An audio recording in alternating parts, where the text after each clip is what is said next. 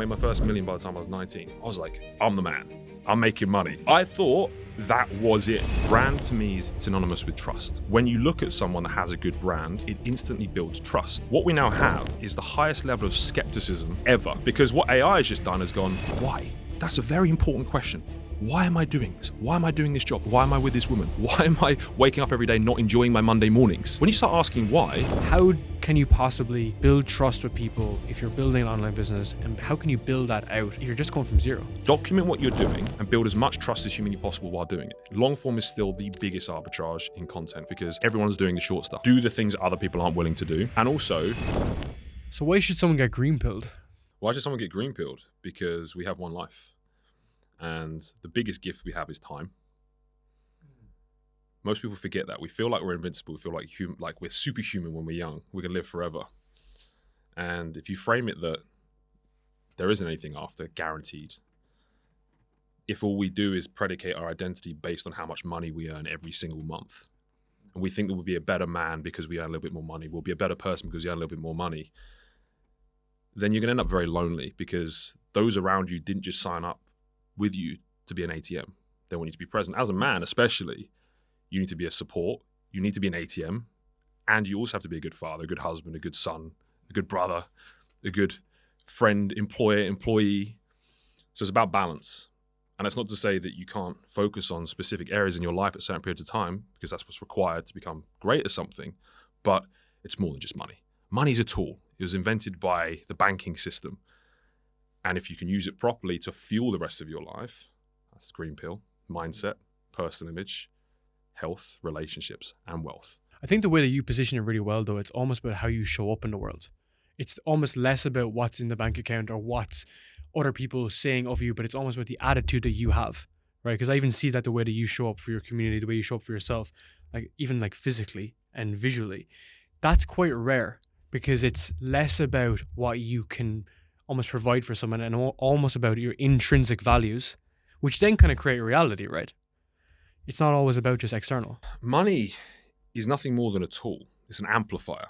So if you take a toxic person and you put money behind them, you're going to amplify the toxicity. If you take a very philanthropic, a very giving, a very, if we're talking about men, a gentleman, and you give him money, he's going to do good with the world. He's going to use it to fuel himself in a better way. Same with women. You put money behind them and they're toxic, you're going to get a very toxic person.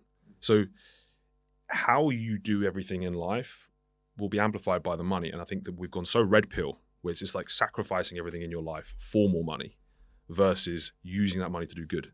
Were you ever red pilled? Was I ever red pilled? Mate, through my 20s. Oh, I was obsessed with, I have been. This is why I feel I can talk on this subject. I'm one of these people that I don't agree with the academic system. I went through it. I did an economics degree. I was pitched to be a stockbroker. I was offered to go work for a company in London. I'm not sure if they're still around, called Bruno Dolphin, one of the biggest hedge fund firms in London. At 16, they asked me to go and work for them. I was going down that road at a rate of knots. I then started my own business, e-commerce, when I was young. I made my first million by the time I was 19. I was like, I'm the man. I'm making money, right? Like, I'm driving around 911 Turbo at 19. I thought that was it. I thought, you are a man, you're a better person. I even thought I was above people because I had money. I went through my whole 20s. It was only when I had, in my late 20s, my first son, Morgan. And I ended up actually having a very deep conversation. It was more of a row with my mother-in-law because I did shirk the responsibilities of being a father for the first 6 months of my son being born, thinking that, do you know what, I'm going to plow myself into work. That's all they need. This is what I am here for. More resources. And I made the excuse that was what my job role was. And she brought me down to earth and gave me some cold, hard truths that, no, you're a father, and a father is present. Yes, he has to support the family, but he also has to be here. He has to be supportive of your wife, my wife, Hannah. You also have to be here for your son, not just at work. And I actually argued at the time. We had a massive row. We didn't speak for about 3 months. And it was in that period that I couldn't sleep. I was thinking over and over again about this whole concept. And I was like, I've got this wrong the entire time. It's not just about this. I was like, that's just one element. It's like, as a man, as a father, You have to be more than that. You have to do the whole thing. You have to do the nappies. You have to support your wife. You have to go to work. You have to be stoic. You have to be the last resort and the stability in the family when everything else and the enemy's at the gate. You can't show any lack of confidence. You are the safety net. And that's what you sign up to when you have a kid. Just want to take one quick break to ask you one question. Have you been enjoying these episodes? Because if you have, I'd really appreciate it if you subscribe to the channel so that more people can see these episodes and be influenced to build an online business this year. Thank you. Did you think it was because of ego? Or like what's the underlying factor there? Or because that's a contributor to like other guys that are getting into the space, right? Mm-hmm. So is it ego or is it insecurity? What do you think? Insecurities. I came from a family with no money, raised in a council house. I think I let society creep in. That little nagging voice that tells you that, you should have these things. You need to be that person. And I just read it wrong. I suppose it's no different to religion, right? You can read religious literature and everyone takes a different take home based on what they're feeling inside. I think I read society that it's about what you have. It's about what you wear. It's about what you drive. It's about how much money is in your bank account, which I do believe is important. And money does make life easier. It does make life better. Like I'm all for it, as but it's not how much money you make, it's how you make your money and then how you then use it in the rest of your life. Yeah, it's really the contributor towards like everything else you're doing in your life, right? Because I guess you see it here. It's crazy because in UK in particular, like it is crazy expensive and the average salary is super, super low, right? And I saw one of your clips on this being like, we're actually in the best time possible to capitalize on that opportunity. So I'm kind of caught in a rock and a hard place because I completely agree with you. And I also think that everyone needs to go and exploit the opportunity that's there. Because with like AI and shit, I don't know, is it going to always be there? Is it always going to be there, right? Is that opportunity always going to be there? Can you wait for it? Or should you be really utilizing these 5 or 10 years? I was joking when Trump got, he's put back into office again. I said we have a 4-year window to just make it. Because after the 4 years, we don't know what's going to happen. We don't know what consumer sentiment's going to be like. Things can change. So how have you kind of thought about that, the opportunity in front of you? I actually had a chat with my team this week and actually said, look, I'm not taking the piss. I'm not joking. I was like, I reckon we have a year. I don't even think we've got 4. I've got a team member, you've seen him already, Teddy. And I mean, let me ask you this. When you grew up, what technology did you have available when you first grew up? Fuck off. So I lived in the countryside of Ireland, right? And if you think it's bad in the UK, picture 10 times worse, right? Just sheep and cows. It's beautiful, but I literally didn't even have internet in my house until I was like 15 years old because it wasn't connected, right? So I was so restricted with everything until I got into high school. And to be fair, where I went in high school was a good opportunity, but I went there for sport, okay? But there was like basically very little access to anything. And then it just speed up and up and up and up and up. And then by the time I was 19 or 20, it was almost as if like this was only on the brink back then. Mm-hmm. And then it just kind of exploded. So my kind of whole take is you need to be almost in it because it could just go by and that's it. Brother, you're blessed. I'm blessed. We have seen the world when we were introduced to dial-up internet. When your mum picked up the phone and was like, Elliot, are you on the bloody internet again? And you're there like, because you have to plug a cable in to get on the internet and you hear this little like crackling noise and you log in. We then had mobile phones where we had to spend 12p for a 60 character message and we had £10 a week to do that with. But before that we had a house phone. And then all of a sudden we have social media. We then get pulled into smartphones. And then more recently we have AI. I had this scary chat with my team the other day. I have a Bulgarian chap on my team called Nicola. I have Teddy, who's 16. They're 4 years apart. They were both having a discussion about the apps and the technology that they use on their phone, and neither of them use the same technology, watch the same people, or consume things in the same way. That's 4 years apart. We're not talking about generations. We're talking about yearly changes where someone at 18 doesn't understand someone at 16 because it's moving so fast. The age of the brand, the personal brand, is dying. AI is going to basically take and license existing personal brands. We have this really small window of arbitrage right now where if you are growing, you can utilize AI while it's still kind of in its infancy to get ahead. then I think the door's going to be closed. I feel like at the moment we're running through a cave. There's a hole at the end and it's closing. And the people who get on the other side of it will be okay. And I think it's maybe 4 years tops, but I think it's less, where we have this window, this random step in history that's just suddenly happened where we've born into this. We've grown into the technology. We've got to an age where we can understand it. We can utilize it. We've already got momentum. We're already in that space and we can capitalize on it. And then all of a sudden it's going to become saturated. The entire planet will be utilizing almost infinite skill, infinite wisdom, infinite knowledge in their mobile phone, which if Elon Musk has any say to do with it, it'll be in your mind. You'll be able to literally just transfer this thing. And then all of a sudden, what's the arbitrage? What's the competitive advantage? What is your unfair advantage? Because if you think about it this way, so copywriting is all like AI right now, right? If you go onto any like X or Twitter, you see everyone's condensed ideas. You know when it is. You know when it's AI written, right?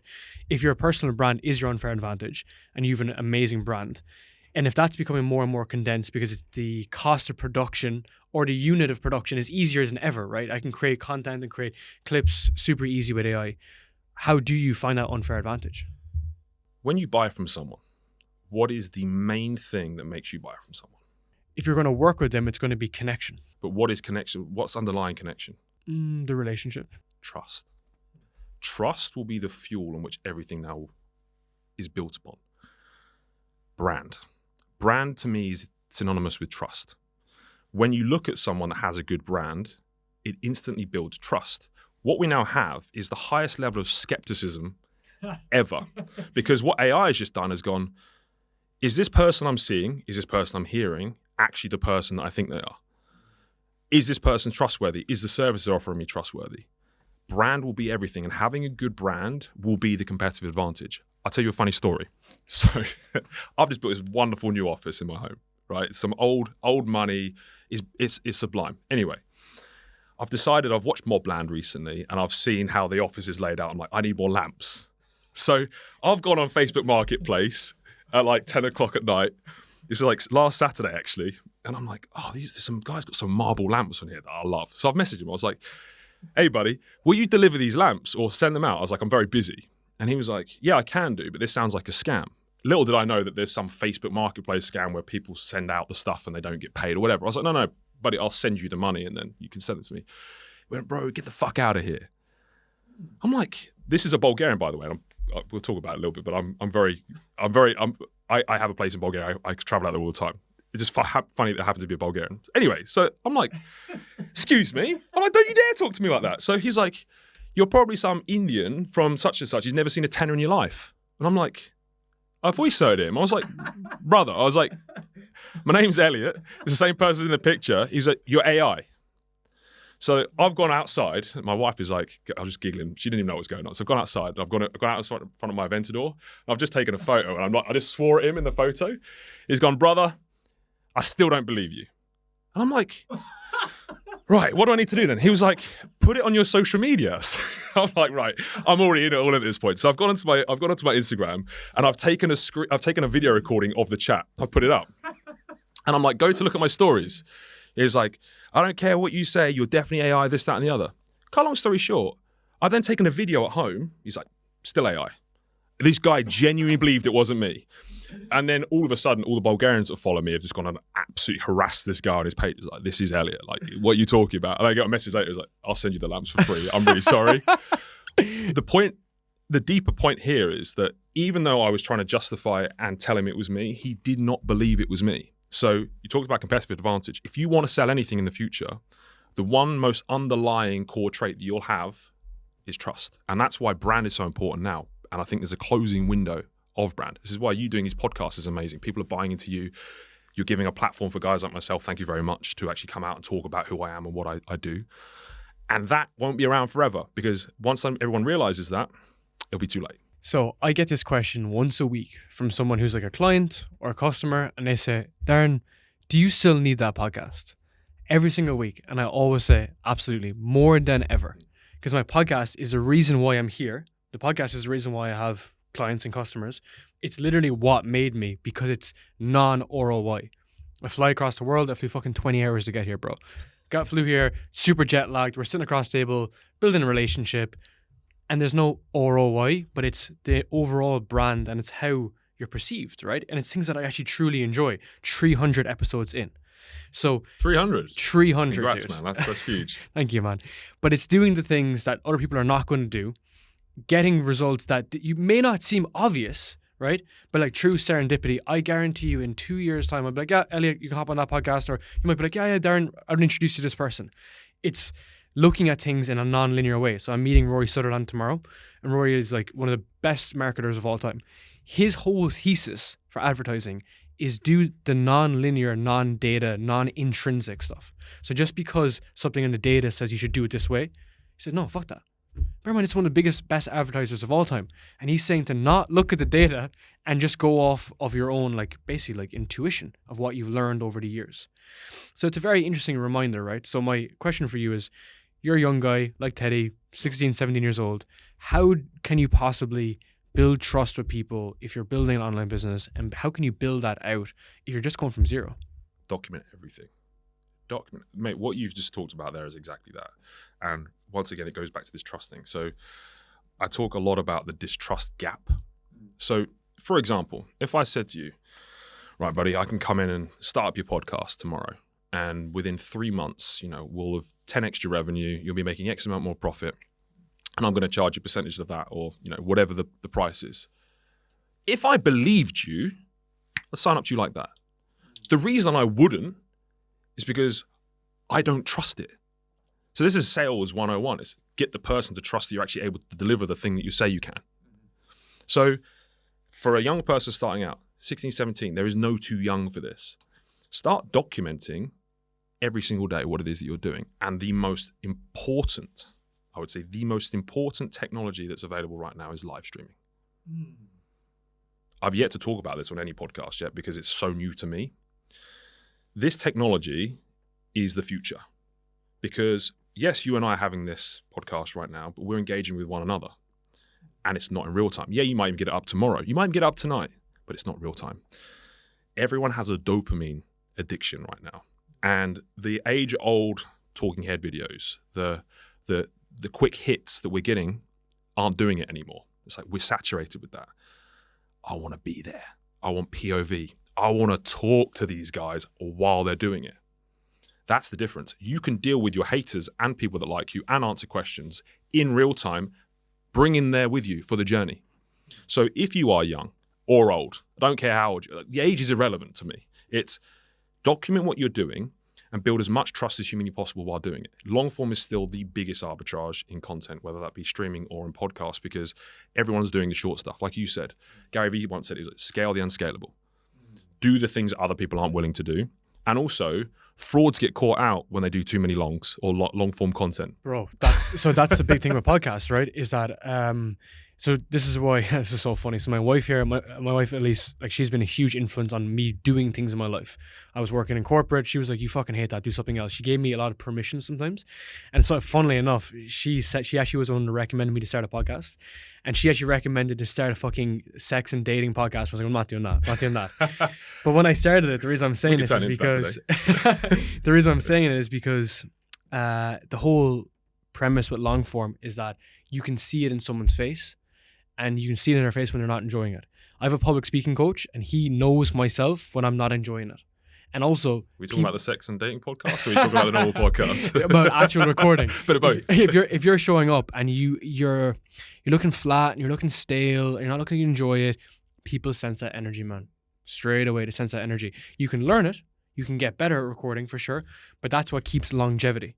So that's why podcasting is a really good, or YouTube videos is a really good barometer. Now, the caveat for that, as you pointed out, was highly edited, overly edited videos. Now, they worked in like 2012, 2022, 2023, but then we went through the curve of those, and then they kind of like, all right, let's go back to natural. I'm curious, what else in that spectrum do you find like a new something that's new, unique, novel, that is different that you're working on? Because live streaming now, I haven't really heard about that. Clipping.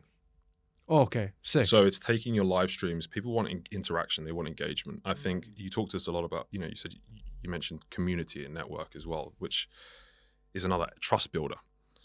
The talking head stuff is dead because people aren't interacting. It's one person talking. Yeah. And like you said, when you have a novel, I have this formula for virality, RIVE. RIVE. I coined it because I broke down all the things that I saw that actually bring virality. Rarity, how often you see it. So the talking head stuff was rare, which is why it worked. And I ranked these out of 10. Imitability, how hard it is to copy. V for value, which is, it could be education, it could be entertainment. Someone walking away feeling like they got some form of value out of the content. Exclusivity, how many other substitutes for your brand are there? Or that piece of content are there?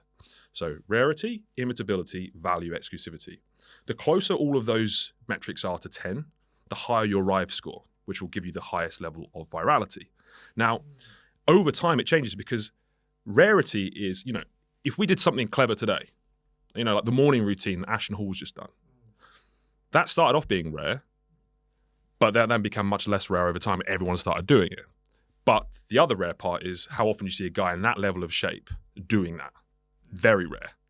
Okay, imitability. How hard is it to look like him? Very. Okay, so he's getting a lot of 10s here. Value, for whatever reason, you found it entertaining, you shared it with your friends, whatever, you got a high amount of value. Exclusivity. How many people can you substitute that? Very few. So when he first put those out, bosh, talking head videos were the same. Now, it's getting harder and harder. With my content, we've been doing really high edited stuff. We've just seen a massive decline. So we was like, right, we're going raw. We want real. We want engagement with the consumer in real time. Live, and then we're going to use that as content. It's hard to do it. One, it's rare because you don't often see it very much because people aren't really in the live space just yet. It's hard to copy because it's very difficult. You'd be very good at it because you're able to talk on long form for a prolonged period of time. People that are scripted, that do all this stuff, I'm not going to name names, but I see a lot of the top guys at the moment, they'll get absolutely obliterated in lives because you got to be they're not good on podcasts, man. They're not good on podcasts. They haven't had their team sit down. They haven't got a reader, whatever they are, that they set a teleprompter. What do they do, man? I've sat down and people are like, do you want a teleprompter? I'm like, no, just... Dude, you want to hear something hilarious? So I can never use a teleprompter for two reasons. One, I'm dyslexic. I can't tell the difference between angel and angle. I'm super dyslexic, bro. The second thing is my left eye. What does that say? My left eye is super fucked from when I was a kid from watching TV too close. So not only can I not see the teleprompter, but I can't see it and I can't read it. So those two things were just out the door with me. But when we started working with clients for YouTube, people were like, where's the script? I'm like, bro, there is no script. You just know it. You have like 3-4 points and then you just do it. No? And then everyone's like, okay. I find it so difficult. If someone tells me what, like, for example, if you told me what we were going to be talking about today, I would start to think about how I would want to reply to it. And then if you ask me something differently, and I'm like, how do I get to that point? I'm then thinking about how I end up answering the question that you didn't ask me because that's what I wanted to say. I'm off. It's just flow. So the live stuff, I think, if you've got the ability to do that, that's the arbitrage right now. And then use that for content. What we could have done is we could have had a live right now and then we could have had 15 minutes of talking and then we could have had a screen here and be like, hey, Jerry, what's going on today? And then actually, then they're waiting around and all of a sudden you've got them involved with what it is that you're doing. People want to feel part of something. I think we've got the most high level of contact and communication ever, yet people feel the most lonely and isolated. So how do we make them feel more involved? That's actual full engagement in real time. I'm curious because you think about this. That's a good point. Let's do that. You think about this so deeply, man, and you're really, really well versed in your own content. Most guys have a content team that just supplies them fucking scripts and a teleprompter. What else around there is kind of unique? Because I kind of want to really double tap on this because you think about this more deeply than a lot of people that I've actually met. Well, I think that it has to, that cliche thing of unapologetically authentic. The reason I am able to do the content that I do is because I could not give a fuck what anyone thinks about me. And that has come from a lot of self-work. I look in the mirror and I'm proud of the person that I am becoming. If I died tomorrow, and this is the metric that I use, would I be prideful of what I've achieved so far and the journey that I'm on? Yes, I'm not talking about having reached my potential. I've got, infinite ways to go. But if I died tomorrow, am I happy with the person I'm becoming? Am I happy with the father that I am, the husband that I am, the son that I am, the brother that I am? What I'm pushing out and message to the world? Yes. So when I have that pride in who I am now no longer insecure about other people's opinions of me because I know what I am doing is truthful to me and what it is that I'm trying to achieve in the message I want to put out, which enables me to speak and do and act in a way that is in line with who I am. So I could give a shit If someone doesn't like what I have to say or the suit that I'm wearing or the hairstyle I've got or the fact that I'm going grey or whatever, I don't care. If someone says something to me and I've made a mistake, of course I'll apologise and say I didn't mean to do that. But I'm able to do my content unencumbered by the opinions and thoughts of others. And people talk about freedom. You've probably heard the 3 pillars of freedom: financial, time freedom, and location freedom. I realise that none of that means shit if you still worry about what other people think and you're insecure. You're completely beholden to other people's opinions and you'll never feel free until you can unshackle yourself from that. And then life gets good. What type of inner work did you do? That was really sitting down and actually reverse engineering why I was making certain decisions. What decisions were you making? 1, what job I had, what I needed to wear, what I needed to look like. I had massive insecurities from a kid. We came from a poor family. I was a fat teenager. I had so much competitiveness and so much anger. And I was listening to, I don't even know what I was listening to. I'll tell you a story, actually, which really hit home. One of my friends, my wife's a doctor, and one of our friends is a cardiology consultant, he's a surgeon, Adam. And he came over to ours one night. We were having some good cigars and some very nice Macallan 18 on New Year's. And he said to me, Elliot, have you ever had a heart scan? I think at this time I was about 120 kilos lean. I was boshing bodybuilding very hard. And I went, Adam, no, I haven't. I think you need to go have a heart scan just to make sure you're okay. It's like the way you've pushed your body the last decade and what you've done, because I sat there, I was quite honest and open about what I'd done and all the naughty things I'd been doing. So he organised a private heart scan for me. And he basically turned around and said, look, mate, you have what's known as left ventricular hypertrophy, which is thickening of the left ventricle. He went, it's not a problem at the moment, and it's pretty common in people that have taken like bodybuilding or sports to an extreme. And he said, right, I've got a friend in London who's a specialist in this area. He handles like triathletes and bodybuilders and whatever else. You can go to him, see him twice a year, do checkups and make sure you're okay. But he's like, just so you know, you're now at a higher risk of cardiovascular disease. I was like, okay. Remind me again, Elliot, why do you do this bodybuilding thing? And I sat there and I couldn't give him a rational answer. And I was like, so in essence, Elliot, you are now increasing your risk of a heart attack and potentially making your kids fatherless for an unknown reason. Yes, Adam. Maybe you want to go away and rethink that one. And it was in that moment, why? That's a very important question. Why am I doing this? Why am I doing this job? Why am I with this woman? Why am I waking up every day not enjoying my Monday mornings? When you start asking why, because that's what society and the system has told you not to ask, never really thought about that. And I guarantee you ask most people why you do certain things, they can't actually give you a rational answer. Maybe I should think deeper about that. And that was the inner work that I did on myself. I started noting down everything that. Every time I did something, why am I doing that? I'm not enjoying this. Why? Why do I have to be doing this? Why and who maybe? And then I suddenly realized, I was like, oh, that was an opinion that someone gave me, or that was an insecurity that I had, which had just manifested itself into the life that I've got. Then all of a sudden, this fulfillment curve that should have been my life, that would have actually made me happy, I'm just getting so far away from. And then when you start doing that work, all of a sudden, you're happy with who you are, what you stand for. You stop giving a shit what other people think. And it's still going to be hard, right? That's the whole point, is that it's going to be hard, but but there's a deeper reason as to why you're doing it. So one of my mentors, James Kemp, always says, what are you optimizing for? It's just a very simple question. I remember I went to his mastermind about a year ago, and he was looking around the table, and someone was like, I want to do X, Y, Z. And it's like, what are you optimizing for? Because a lot of these guys were like senior executives in companies, and then they went off to build online businesses, and they built great businesses, but they're snowed in by their business. They're working 100 hours a week. They're probably making really good money. But his model is, well, why did you do this in the first place? It was to get away from that, and now you're redoing it. Why, right? Yeah, why? Exactly. And it's the more that you think about that, and there's seasons of life, right? I'm 29. I am married. I basically have nothing to do but to build my business and go to the gym, like being straight up. There's fuck all I need to do. Like there's literally nothing I have to do apart from those things. Client shit, gym stuff. Yeah. So it's about then thinking, okay, what is it I want to do? How do I want to package this all together? And I don't know, I just feel like that because you've done the inner work, I've done it to some degree, but mainly from a business perspective, we then have the outcome that you want, right? The outcome doesn't just arrive. Let me ask you this then. Have you gone through periods of your life where you felt massive pressure? Because you said, I don't have to do anything, right? That the way you framed that term it means that you know that you're on the right path to achieving what you've set out. Whereas most people go, I need to do this. And that's where I'm like, okay, but why? And so is this changed over time? Have you read 10X is easier than 2X? I haven't, no. Give me your address, I'll send it to you. Okay. Yeah, you'll really enjoy it. So a big part of the book is needs versus wants. So if you meet someone and they say they need something, I need this to work, I need to get that client, that creates anxiety, stress, and fear. If you want it to work, it creates creativity and enthusiasm. You can be poor and want it, and then you think about things through a different lens. It's just perspective shifting, right? So when I was younger and I was in London and I was hating my job in 9 to 5, I had to make things work. My first business was an e-com business. It was a vintage clothing store in London, and I loved it. I enjoyed it. It was so tough to run, man. So tough to run, and I went to zero. And then I built a startup in Ireland, and I needed it to work, apparently.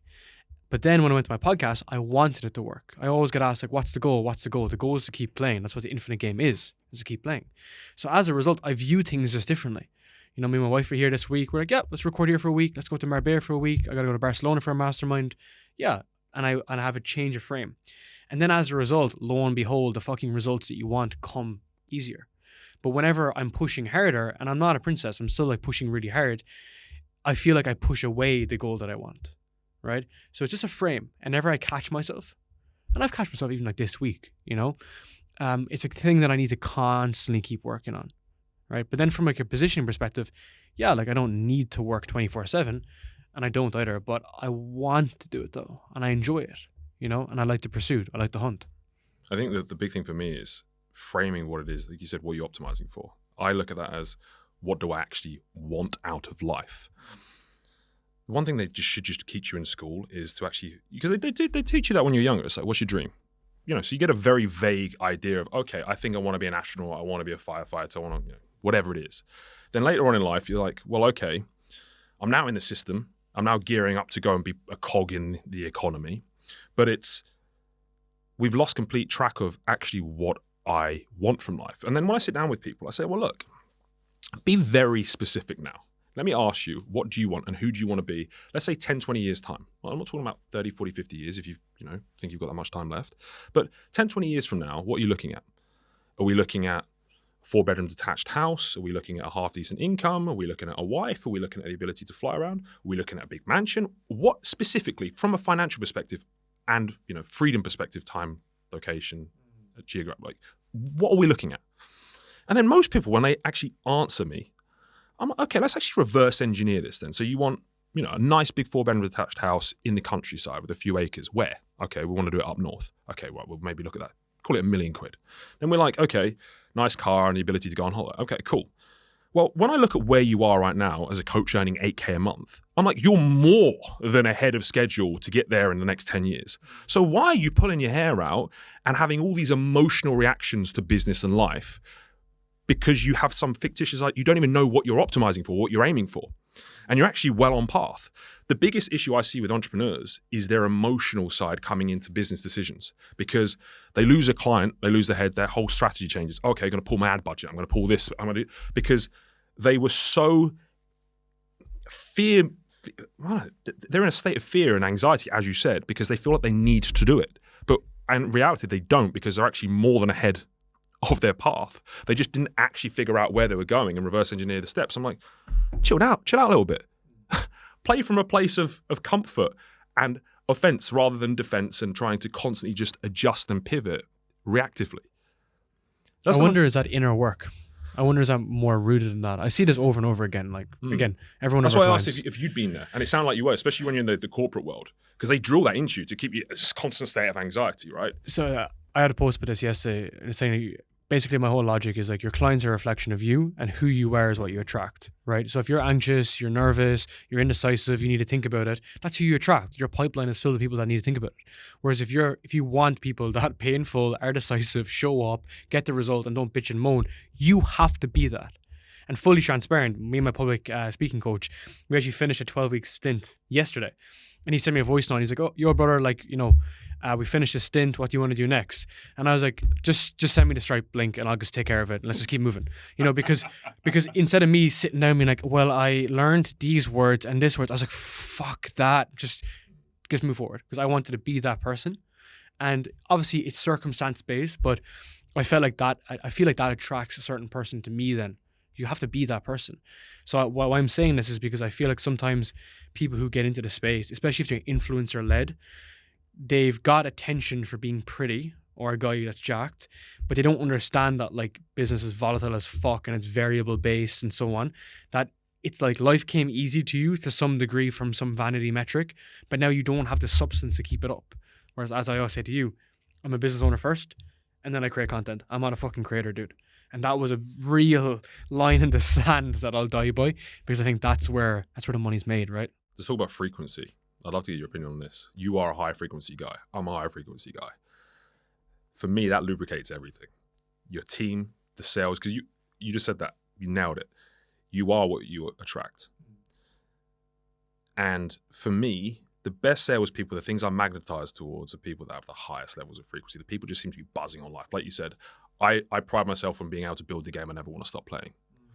You know, you call it the infinite game. I came to this conclusion myself. I was like, what if we're playing a game and you invite all your mates round to come play this game, and you get all the games out the drawer? It's like, well, fuck me, we've completed them all. Where's the fun?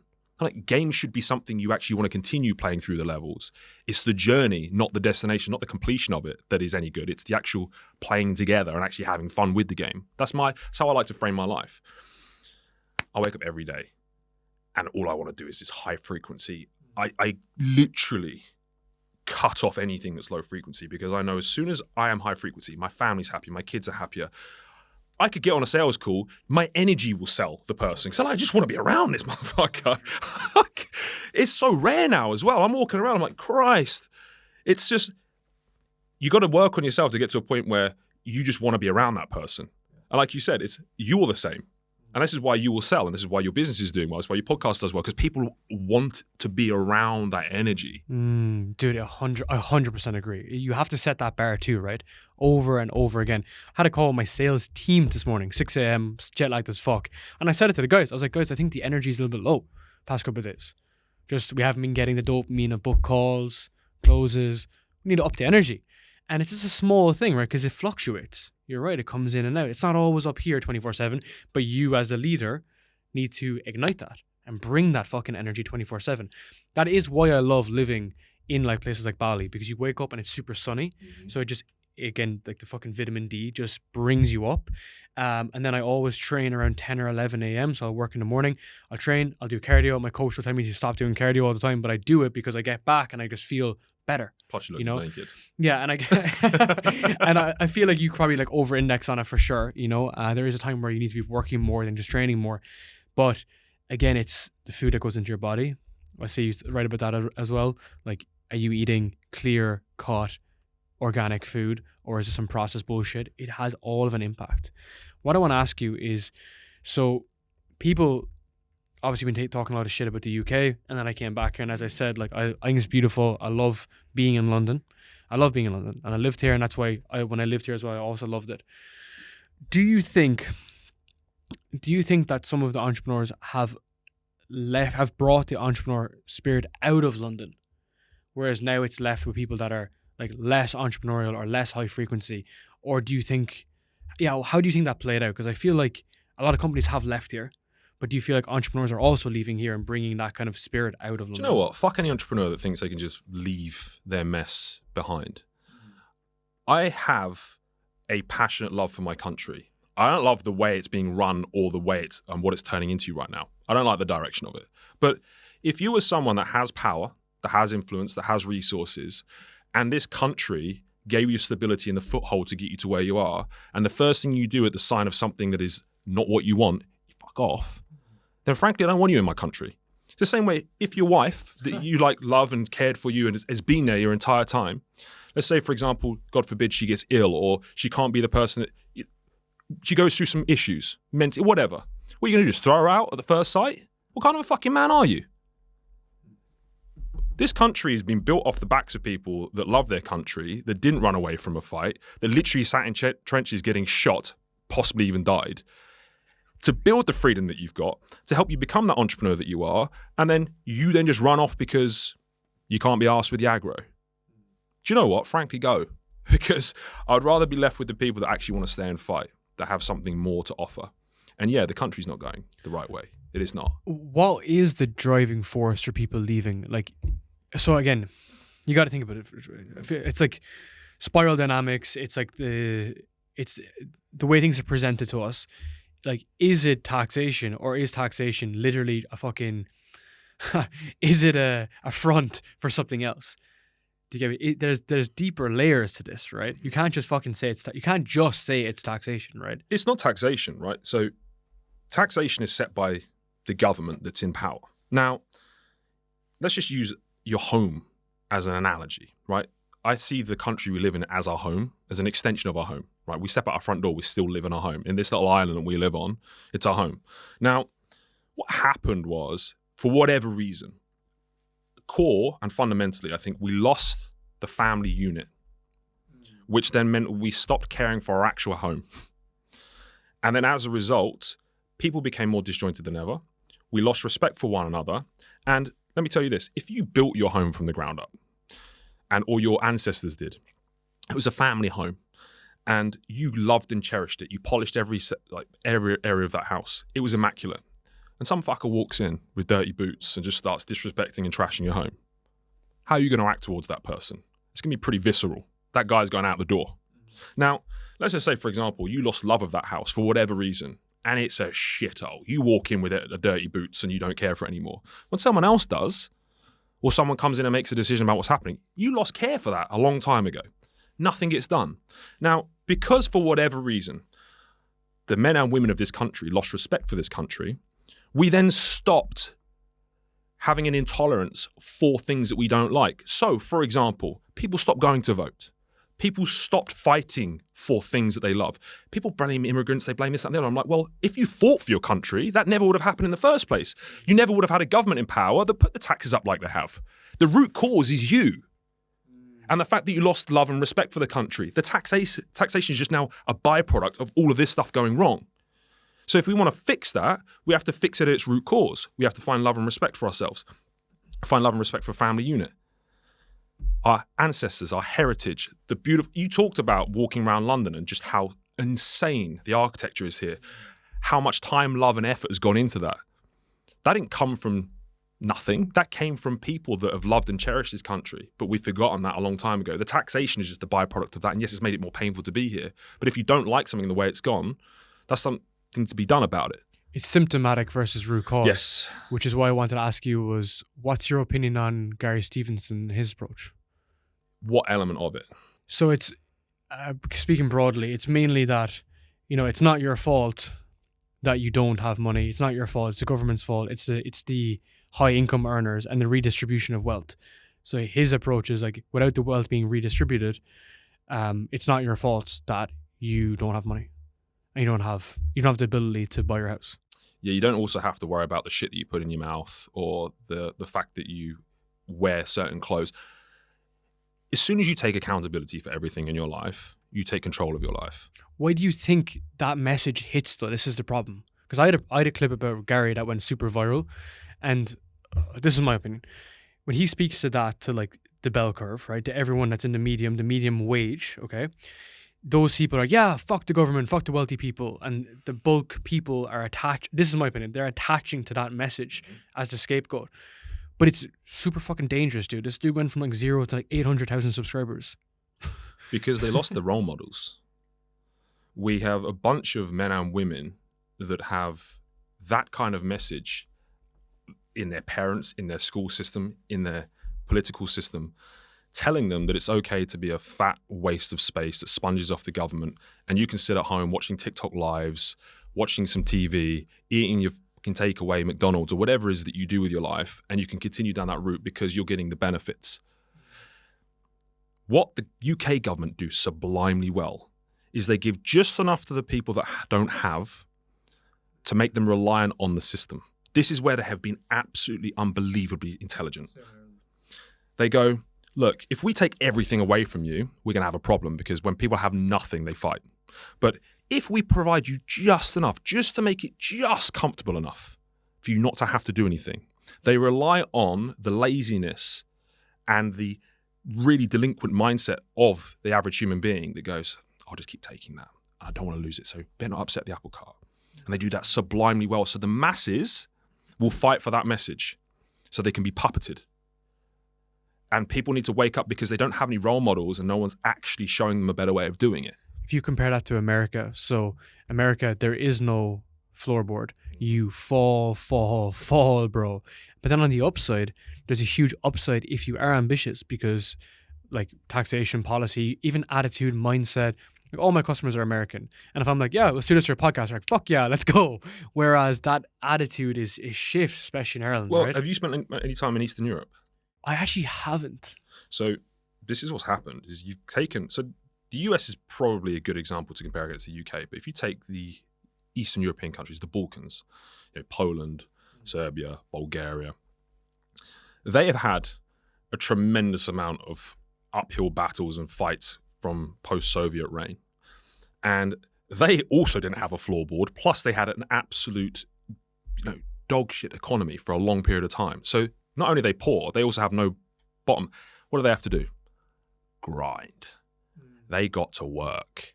You got extremely strong, stoic men.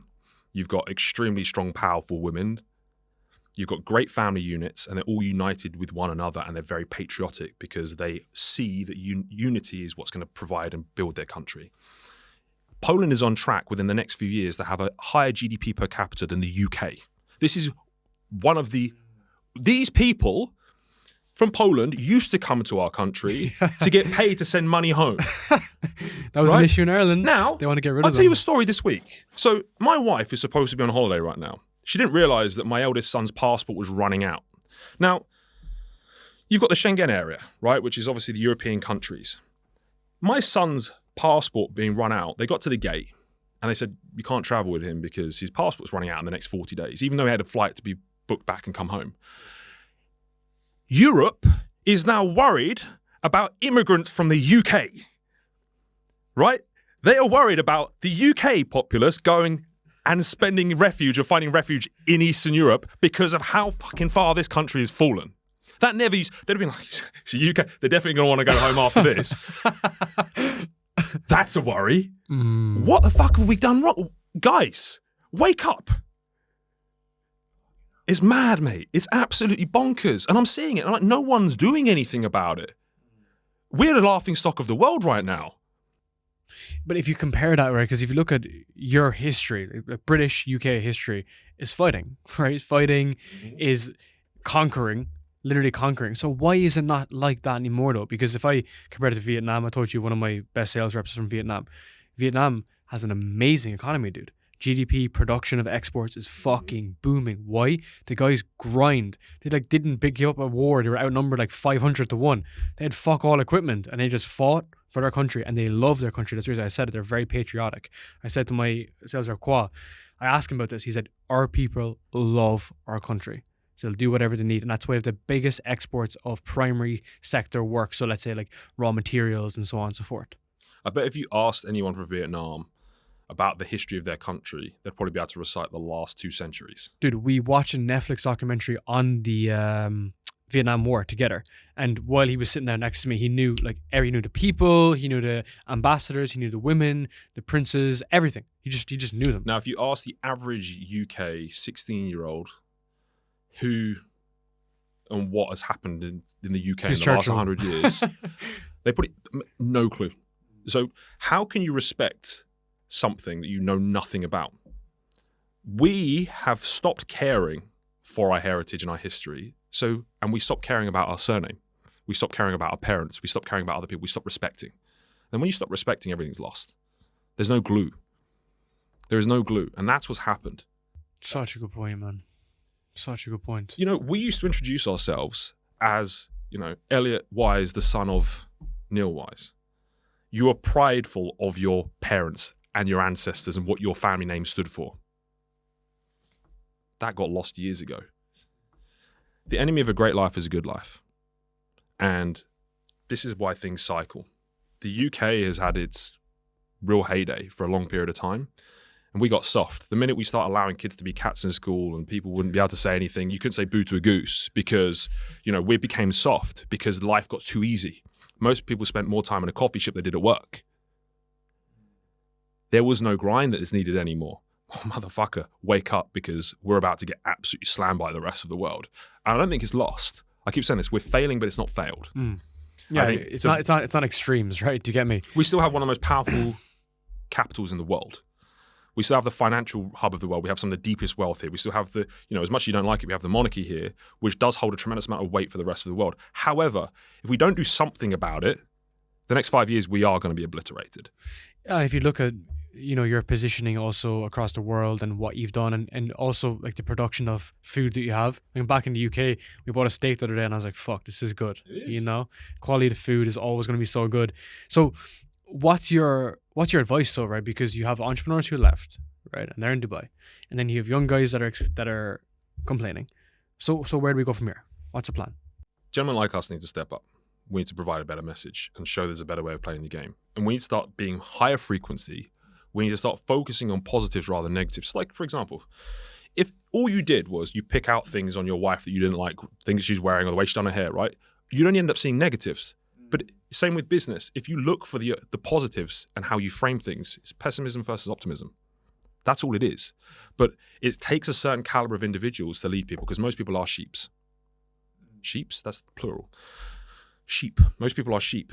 And the thing is, if they don't got someone to look up to, you can still live in the UK and have a good life. You can appreciate the amazing things. Yes, the weather's not great. There's holidays for that. I mean, we now have one of the most weak passports on the planet, by the way.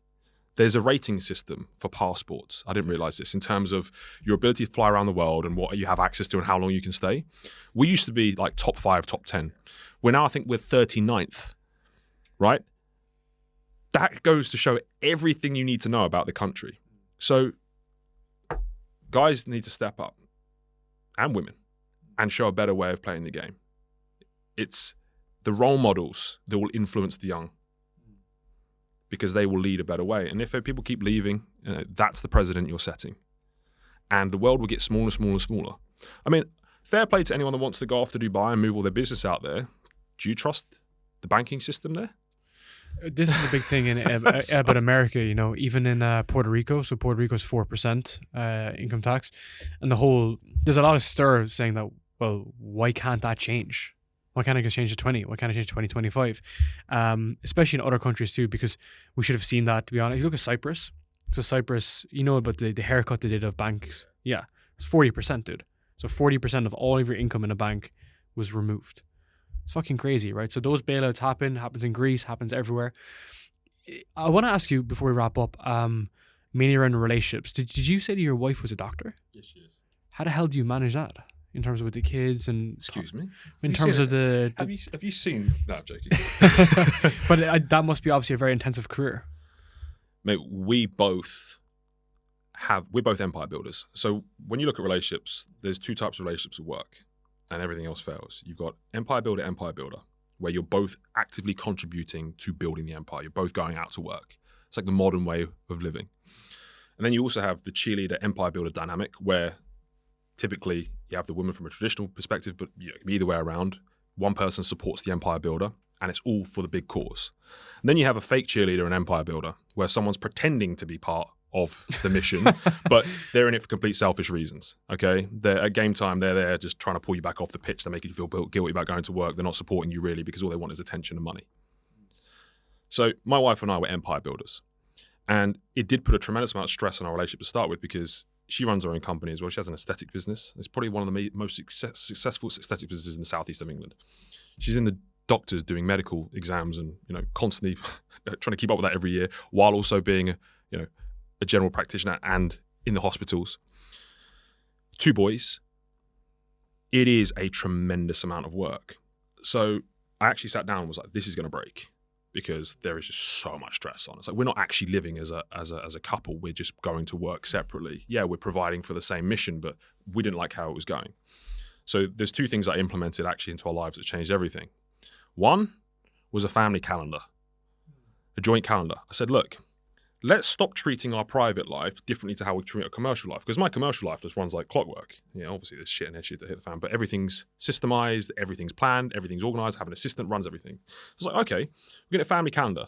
So we're going to book events in, and my assistant is going to run both of our diaries. and we do it on Google Calendar, and then we both share the calendars, right? And my assistant has the ability to plan it all out. All of a sudden, there's no expectation to me to remember the fact that we're going to a kid's party 3 weeks from now when she's mentioned it to me while I'm busy. My head, then all the arguments ensue from that. That's all mapped out. The other thing, we got a live-in nanny. Because we have 2 boys, we both made the decision that we didn't want a nanny to parent our children. So what we did is we realized that all the things we argued about was who's making the bed, who's cleaning up, who's cooking, because we're both working hard. So there's no real argument as to why one person should be doing it over someone else. There is no this is a Monday way of living. I'm not going to expect her to just cook because she's a woman. She's working just as hard, if not harder than I am, right? So we said, well, okay, let's take this out of the equation. We're both making good money, so we'll get a nanny in. Now, her job will be take out all life admin, food, cleaning, cooking, and then with the kids, we call her child admin. So I still want to take my kids to school. I still want to put them to bed.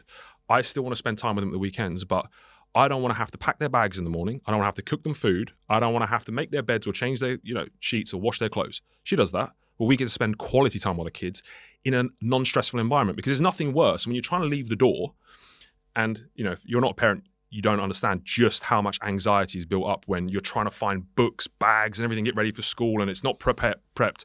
Then you end up taking it out on your kids because you're in a stressed mood.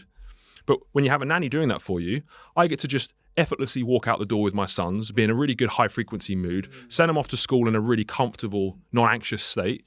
Life works much better. So yes, it is difficult, but as with business, where there's a problem, you find a solution. Yeah, completely agree, man. Completely agree. I think if you're someone who's like high logic, and I guess my wife she's more like calm, collected. I'm more the guy who's fucking an empire building. But again, we actually had to find that with my assistant. We have a group chat. Whereas if we have to bring the dogs to the dog groomer on a Sunday, it's in the fucking calendar. And then I know I'm waking up and I have a notification that I have to go bring fucking 4 dogs to the groomer, and I'll do it. Whereas if I don't do it, that's where anxiety will come in from me. And because I'm like high logic, I need to be able to actually insert fucking rationality into the scenario, So man, I wish we could record for 2 more hours. We got to do another podcast, bro. This is great. This is so much fun, man. Time flew, man. But big thank you. Thanks, buddy. Legend, brother. Appreciate it.